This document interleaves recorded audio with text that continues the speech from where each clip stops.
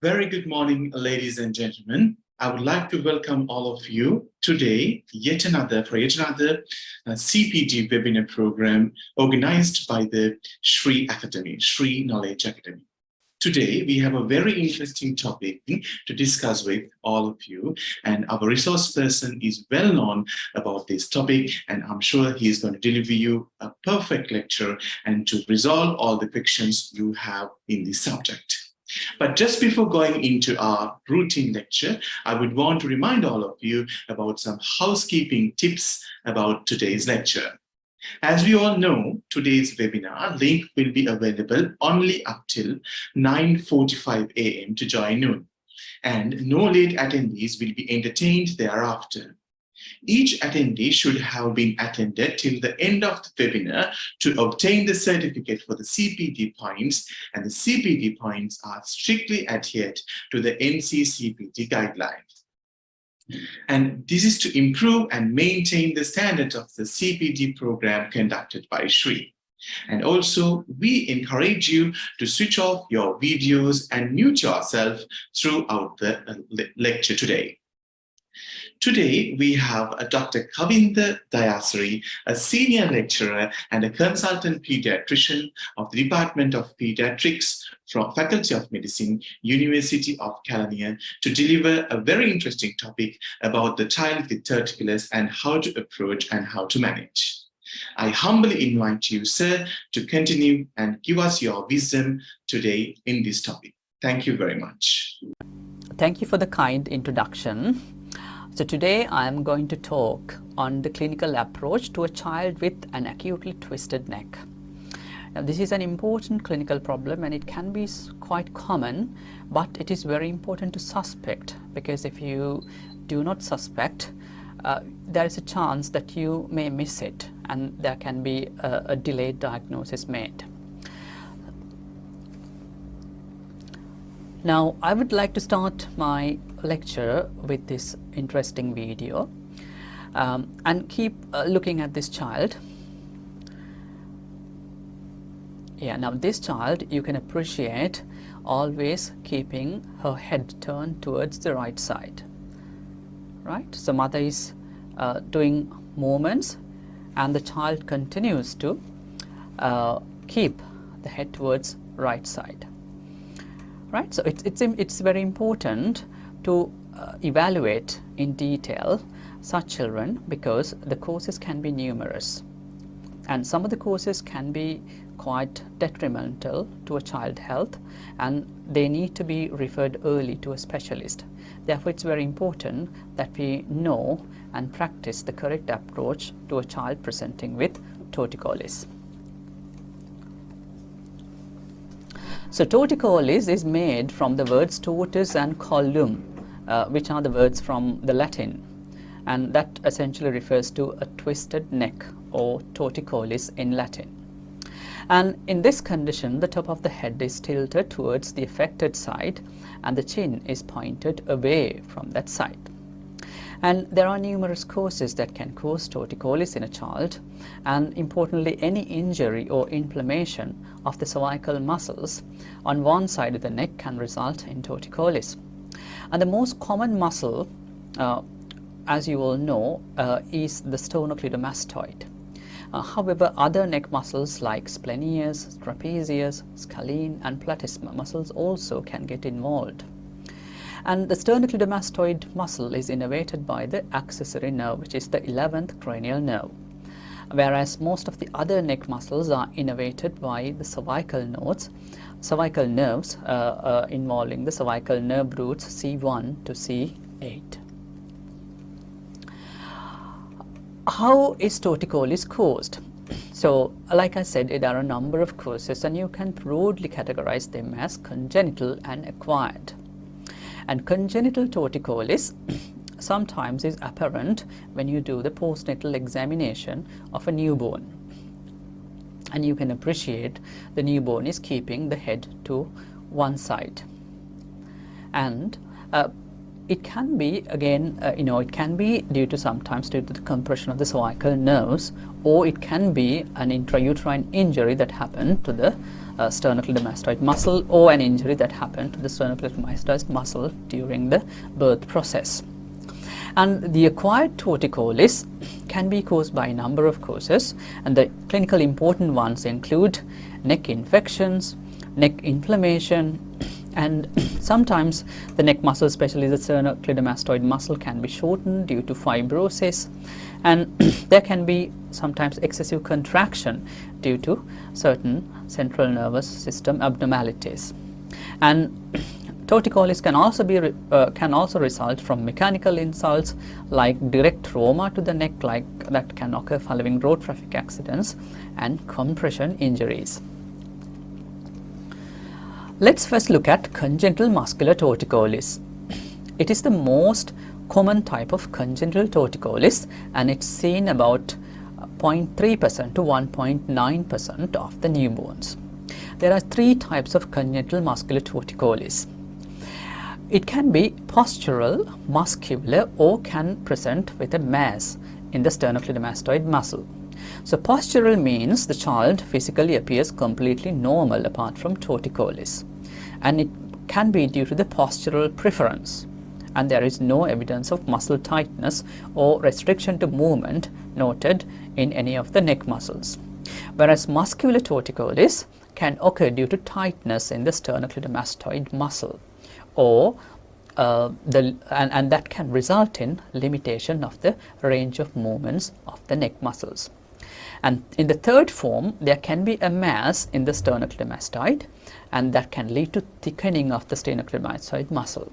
So here what you have to understand is sometimes there can be sternocleidomastoid shortening, sometimes there can be a sternocleidomastoid mass, and sometimes neither can be there, and still the child can have congenital muscular torticollis due to the postural type.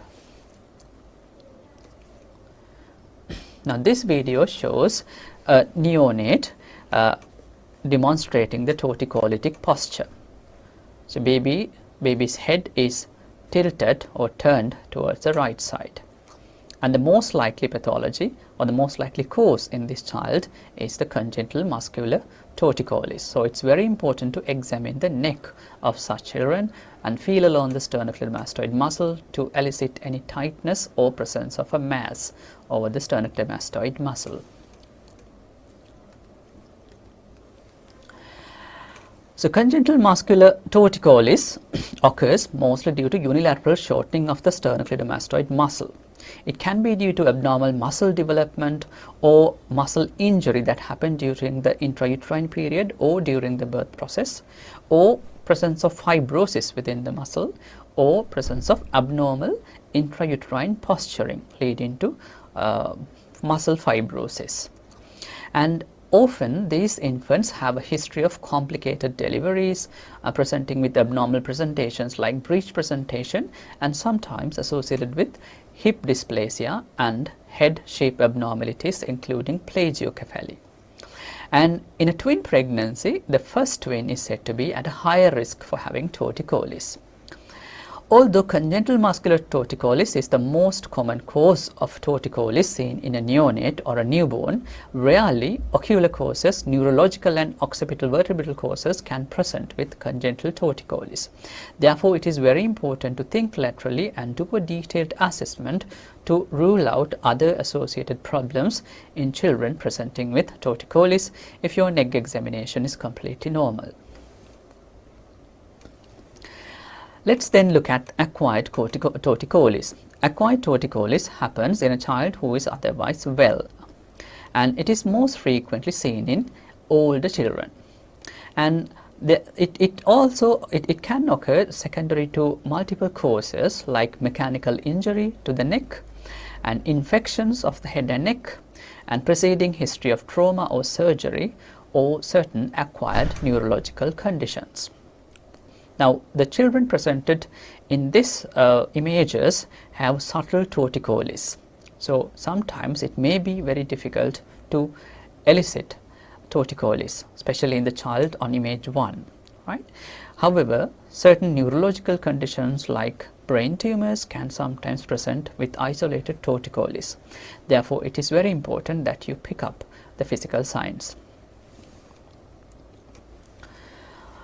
So from the acquired torticollis, we'll first look at mechanical and trauma-related muscular torticollis. It is the most common cause of acquired torticollis, and often these children have a history of recent minor trauma to the neck or history of abnormal positioning of head during sleep. And especially this is the very most common variant, like somebody keeping the neck in an abnormal posture during sleep, and on the following morning wakes up with pain and difficulty in turning their neck and head, and which is very abrupt onset. And I'm sure all of you have witnessed or have had this type of torticollis someday, sometime in your life, and it's quite common, and that occurs due to the muscular torticollis. That happens due to the minor injury that happens to the muscle because of the persistent abnormal positioning of the neck that happens during the sleep. And this type of muscular torticollis usually resolves with simple analgesics alone. And sometimes when you sleep to one side, the sternocleidomastoid muscle can go into spasm and can result in minor degrees of regional neck inflammation, and therefore the torticollis can last for a few hours to few days. And other serious causes of secondary muscular torticollis include atlantoaxial subluxation. Now, atlantoaxial subluxation is seen more commonly in children with trisomy 21 and rarely in all other children as well.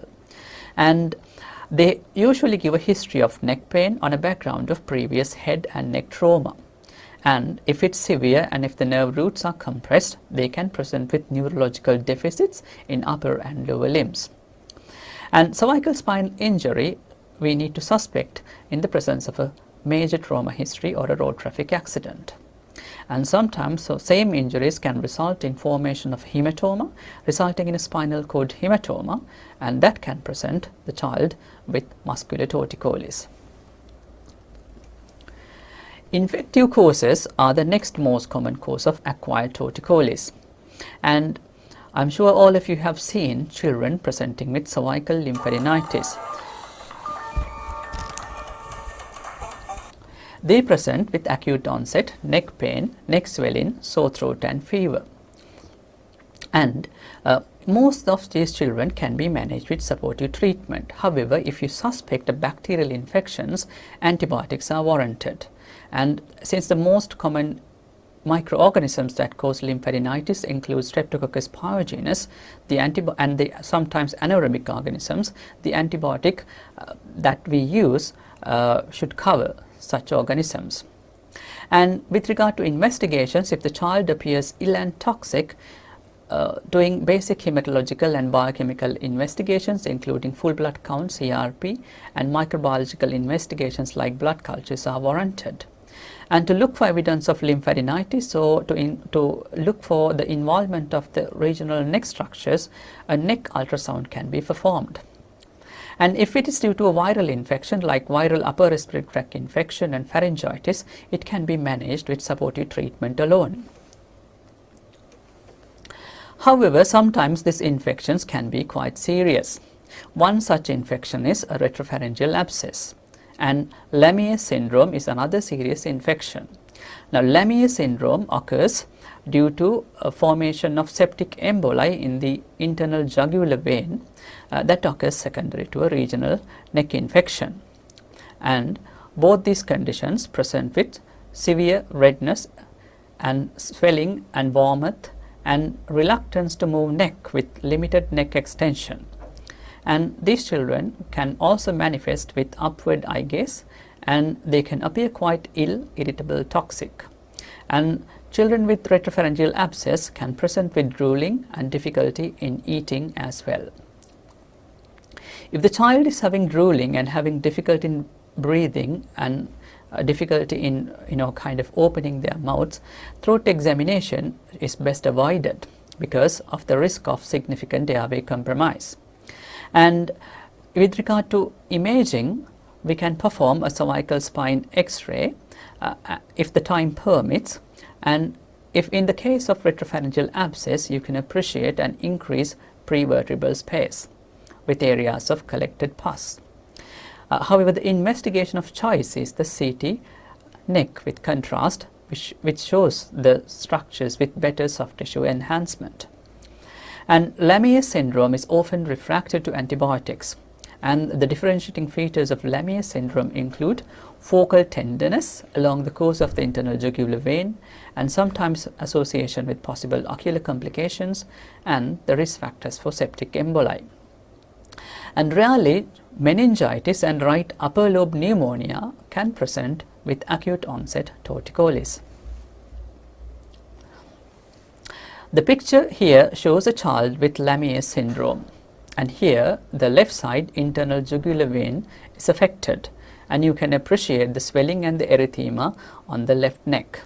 And this will mimic lymphadenitis. However, in most cases the lymph nodes will appear normal, and it is mainly the internal jugular vein that is affected.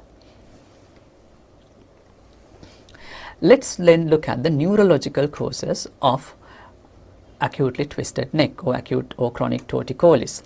Now, most of these neurological causes are serious. Therefore, it is very important to diagnose them timely. And examples include posterior cranial fossa tumor, Arnold-Chiari malformation, space-occupying lesions within the cervical cord, and sometimes chronic neurological disorders like cerebral palsy and spasmodic torticollis. Children with posterior fossa tumor can present with other clinical features like presence of cranial nerve paresis, unsteady gait, and pyramidal signs or the long track signs. And children with Arnold-Chiari malformation can present with chronic headache, which is worsening and relieved by vomiting, and presence of papilledema on fundoscopic examination. And children with cervical space-occupying lesions can present with specific tenderness over the cervical spine. And the image on the left side shows a child with trisomy 21 here. And if you notice torticollis in a trisomy 21 child, it is very important that you suspect atlantoaxial subluxation, because they need to wear a cervical collar and the cervical spine need to be protected. And the other three images are of the same child who had a posterior cranial fossa tumor. So the first image shows the torticollis before the surgery, and then the presence of torticollis and its improvement 6 months and 42 months after the tumor resection. Let's look at the ocular causes or the eye-related causes of torticollis. Eye-related causes are also an important cause of torticollis in a child. This means when an older child presents with torticollis, it is very important to refer that child to an eye surgeon to look for and to rule out eye-related causes. Examples include congenital paralytic squints, refractory errors, and congenital nystagmus. So these conditions may need prescription of a spectacle or sometimes ophthalmologic surgery. And children with squint, they adopt a torticolytic head posture to maintain the binocularity and to optimize the visual acuity and to avoid double vision.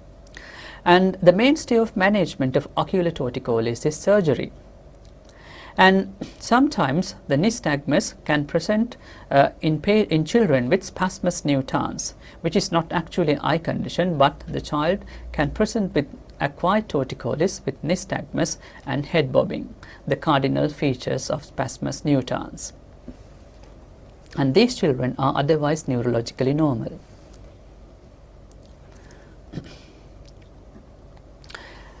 And let's look at this video. Now this video shows an older child who presented with acute onset torticollis. In addition, you can appreciate the child is having dystonic body posturing as well. So this child is having both dystonia and torticollis. So when a child is having acute dystonia and torticollis, most likely differential diagnosis is an acute dystonic reaction.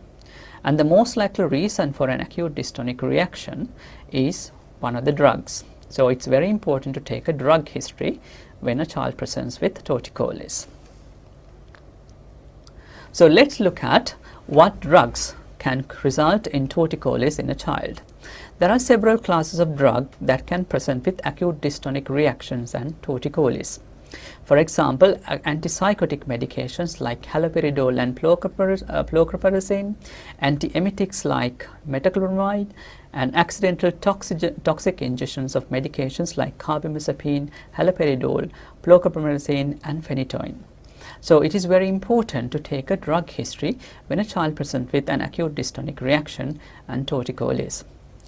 And sometimes, especially teenagers, they tend to take sometimes test or experiment with recreational drugs, and it's important to remember certain recreational drugs like cocaine and amphetamine, apart from their characteristic clinical toxidromes, these drugs can precipitate spasmodic torticollis. So torticollis can be seen, and it should be an important cause in your differential diagnosis in a teenager presenting with unexplained spasmodic torticollis. And there are a few other important causes of torticollis as well. For example, benign paroxysmal torticollis. Now, in this condition, the child presents with multiple recurrent or repeated episodes of self-resolving, transient, brief, alternating torticollis, especially during the infancy period. And sometimes these episodic torticollitic episodes can associate with autonomic symptoms like vomiting and pallor and drowsiness and irritability. And this is a self-limiting condition with a good prognosis. But sometimes when they occur repetitively, the parents can be very much concerned because it can be sometimes a seizure. So it's one of the important differential diagnoses of a child presenting with pseudoseizures. So what you need to tell parents in such condition is, this is unlikely to be a seizure, and this child, the condition is likely to be resolving with time, with no intervention. However, this can quite complicate the differential diagnosis, and it may be sometimes difficult to differentiate. So it's an important differential diagnosis of a child presenting with torticollis. And younger children, especially young infants, can have severe reflux. And when you have severe reflux as a young infants, they adopt a posture that mimics the Sandifer syndrome. So Sandifer is characterized by having an opistotonic-like posture. And with that, the child also keeps the neck to a side, resembling torticollis. And so torticollitic posture and the dystonia can be the presenting feature of a gastroesophageal reflux disease in a young infant. So it is one of the important differential diagnoses. And also, musculoskeletal problems are common in children with juvenile idiopathic arthritis. So in a child with multiple joint pains and presenting with torticollis, then you have to suspect, but this is an uncommon cause of torticollis. Right, so the image on the left side shows an infant demonstrating the opistotonic posture with the torticollis, and this child is having gastroesophageal reflux disease. And the second child is wearing a cervical collar, so likely to be having a muscular torticollis or a neurological cause related torticollis. So it is very important to understand the causes of torticollis or the twisted neck in a child are numerous. However, we should be able to do a clinical evaluation and then differentiate, or to narrow down our differential diagnosis to arrive at a diagnosis without delay. Right. Let's now look at how we can perform a structured assessment on a child with acutely twisted neck or torticollis. Now you know the common causes that can result in a acute torticollis. So it's just a matter of differentiating between these conditions based on their basic clinical features. So history is very important. So history gives the most information that can help you to narrow down your differential diagnosis. First of all, look at the child. Now, if your child is a neonate, it's more likely to be a congenital muscular torticollis. And if the child is young, like young infant, the other differentials include Sandifer syndrome, spasmus nutans, and benign paroxysmal torticollis, because they are quite uncommon in older children and teenagers. However, if torticollis presents newly in an older child or a teenager, then the differential diagnosis include acquired muscular torticollis, atlantoaxial subluxation, and infective causes like retropharyngeal abscess and Lemierre's syndrome. And look at the duration of the torticollis. If it's acute,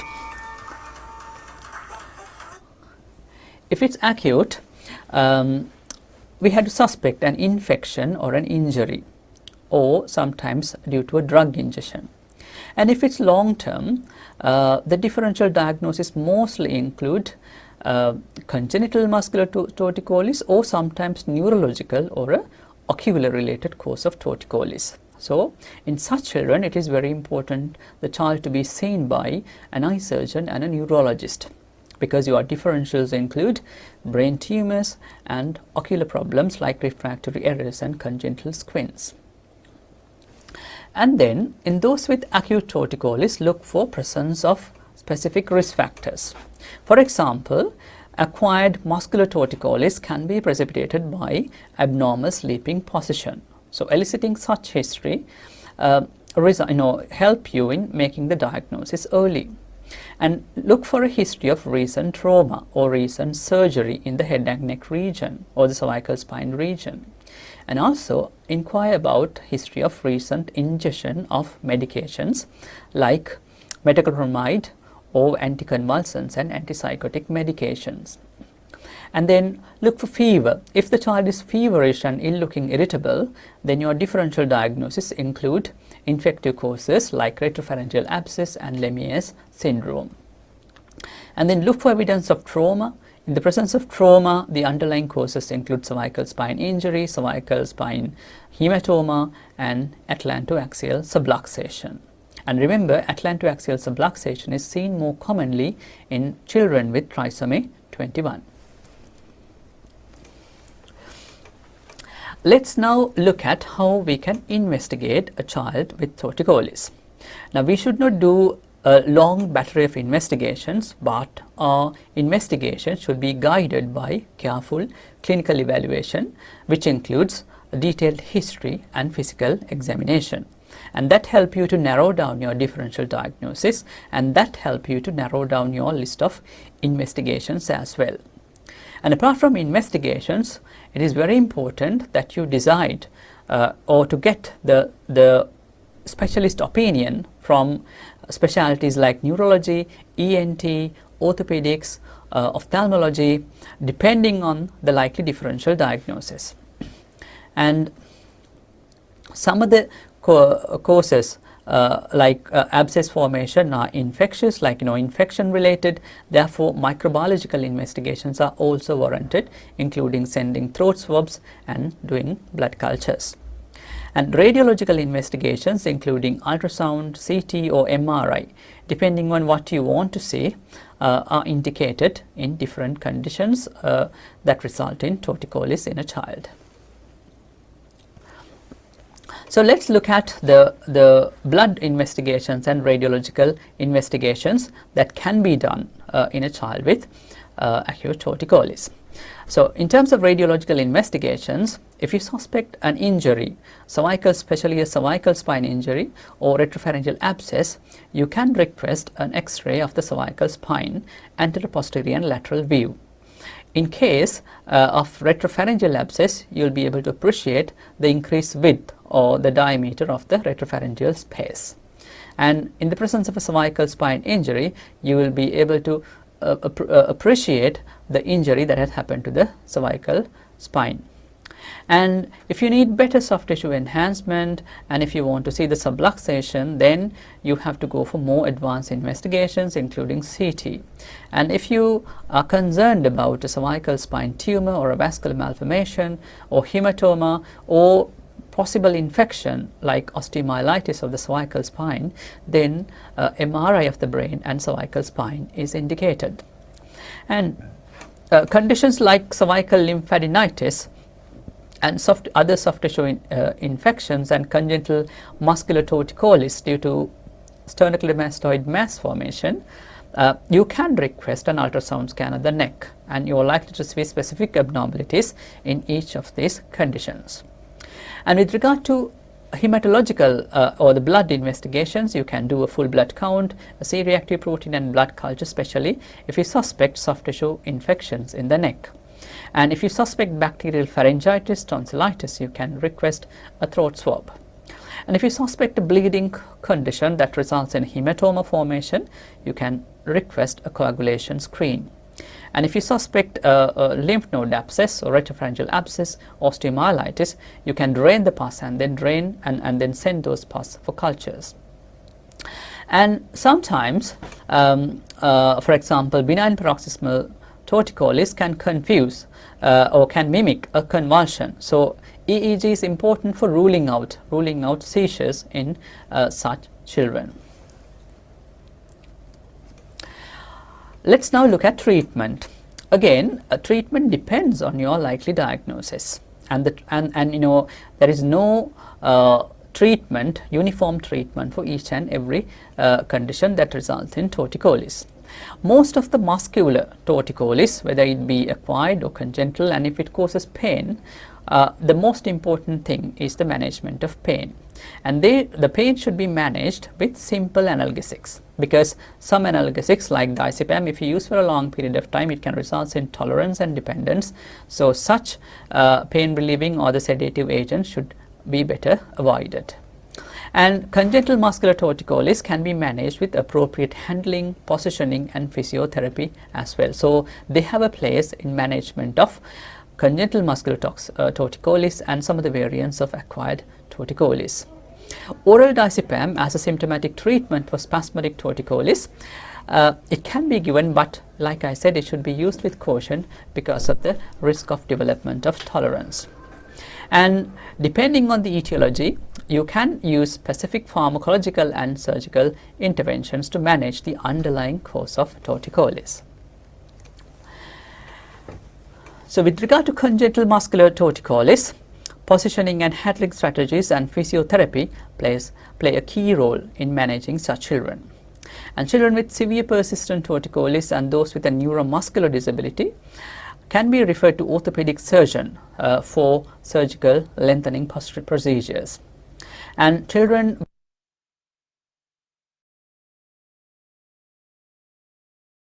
with toxin to reduce the spasticity in the sternocleidomastoid muscle.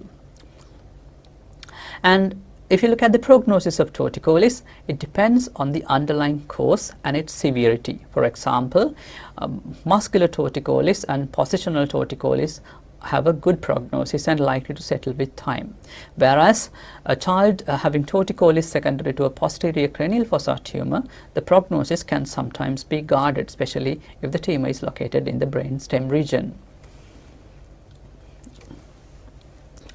And treatment further, so mechanical torticollis can be best managed with analgesics, and analgesics should be the paracetamol or non-steroidal anti-inflammatory agents. And in the presence of a major trauma on the cervical spine injury, it's very important that you immobilize the cervical spine.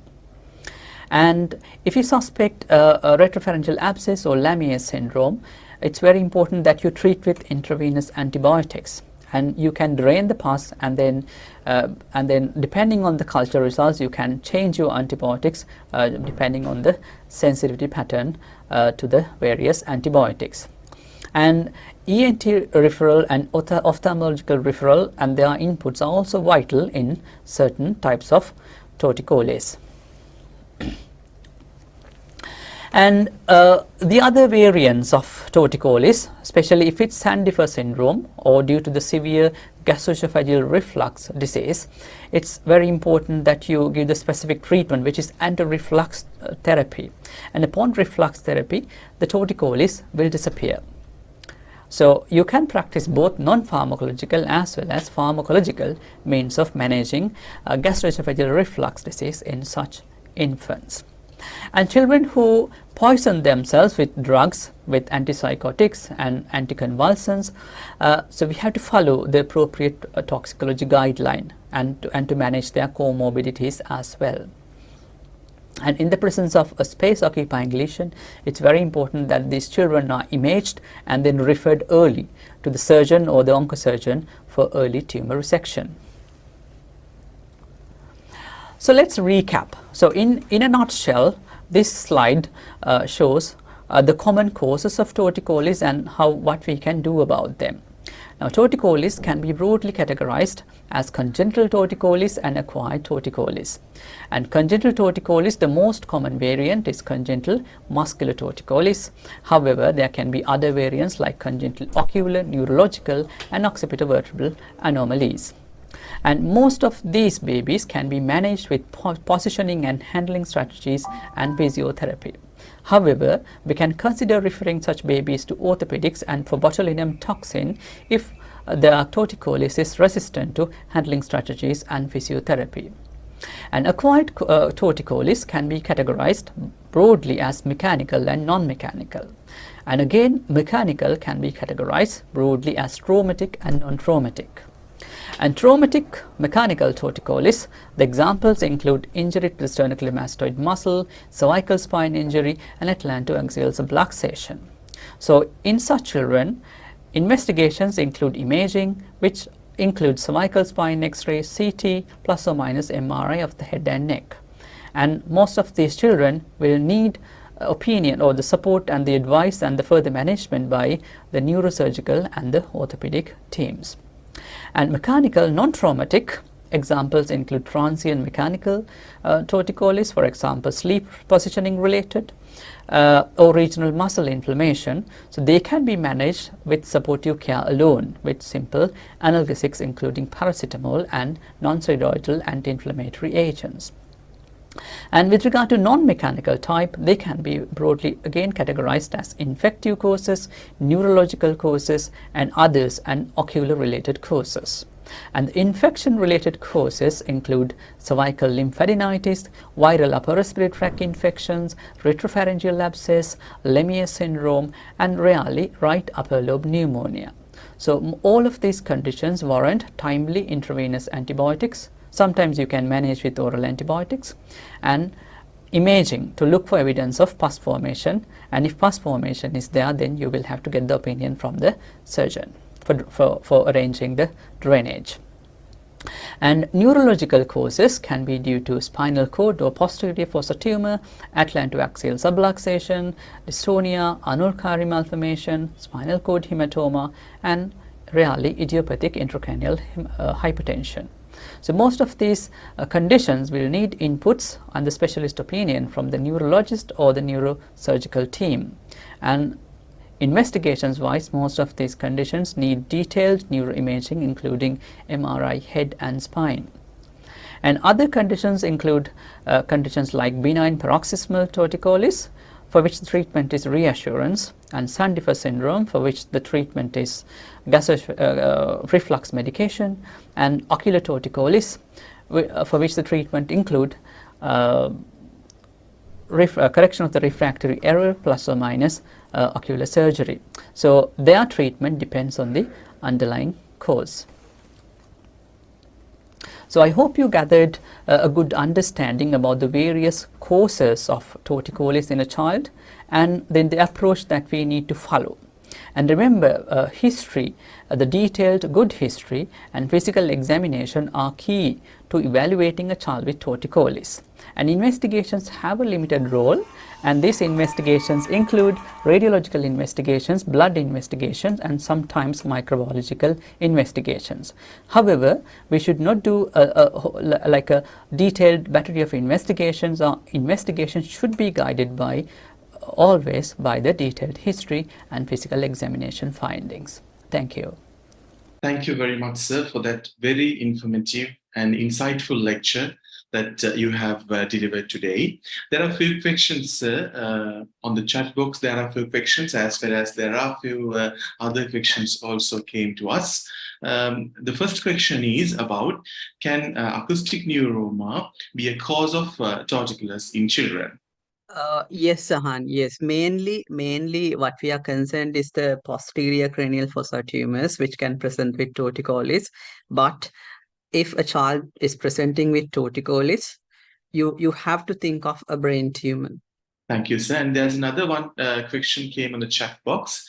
Can long-term doing electrical work like the fridges, TV repairing cause torticollis in adult? Uh, Refrigerator work. What do you, what, I don't what does it It actually says, mean? yes, it says that the long-term electrical work, long-term doing of electrical work causing the torticollis in the adult. I'm actually not sure whether being an electrician you have a higher risk of having torticollis, but certain jobs, yes. Like for example, if you are a telephone operator, like always keep your receiver on your ears, like always keep your neck to a side. And the jobs that involve like that, like positioning over long term, can lead to cervical spine issues, and then that can lead to torticollis. Yes, certain occupations, but I'm not exactly sure whether you being a electrician would predispose you to have torticollis. Okay, sir, thank you. And the last question, the final question for today, because of the time concern, is about the primary care management of torticollis. Is it possible to manage torticollis in the primary care, or do we need to refer all the time? Absolutely, yes, you can manage. You can manage uh, because all children or kind of all patients with torticollis do not need specialized management. For example, if it's a benign muscular torticollis that can happen with abnormal sleep positioning, I'm sure every one of us has experienced it sometime during our life, like especially in morning soon after waking up. If you have slept to a side with neck kinked, so that can lead to like muscle contusions, like muscle minor degrees of muscle injuries that can result in torticollis. So such patients can of course be managed at the GP level, and wherever, in conditions where you think it's a like it's a positional or a muscular one, yes, you can manage. But what we need to keep in mind is certain other conditions, including brain tumor, vision related problems, cervical spine related problems, do present with torticollis. So if you are doubtful, always refer. But if it's very straightforward in an otherwise healthy patient coming on with acute torticollis with a clear predisposing event, uh, for example, trauma, fall, or abnormal sleep position, where you can do a basic X-ray and then do basic treatments, including pain relief and positioning and physiotherapy, you of course can manage without referring to a specialist. Thank you very much, sir. And there's another very important and very interesting question. It says that the doctor says, when approaching a child with torticollis, a multidisciplinary approach involving medical professionals, physical therapists, and parents' involvement is very crucial. The steps of involved includes the medical evaluation to determine the underlying cause, physical therapy to address the muscle tightness and improve the range of motion is also very important. So, and also the regular monitoring and follow up, the track of progress is necessary, and also to do further adjustments. The question asks, sir, is it important to seek individual guidance from healthcare professional in all the cases of torticollis? Yes. So the treatment and the approach needs essentially to be individualized, because we don't know what is the underlying cause in each. And this is basically an approach, but this will make it easier for you to individualize the plan, because you have to go by, you can categorize, what are the likely causes, and out of the likely causes, what are the more likely causes, and then, for example, infective versus mechanical versus muscular. So likewise you can narrow down. However, your treatment plan needs to be individualized. It should address the cause. Thank you very much, sir. So once again, I would like to thank Dr. Kavinda Dayasiri, the Senior Lecturer and the Consultant Pediatrician of the Department of Paediatrics, Faculty of Medicine, University of Kelaniya, for your excellent lecture and your precious time. And we do hope that you will join hand with us in the future also to deliver excellent lectures and excellent materials like this today.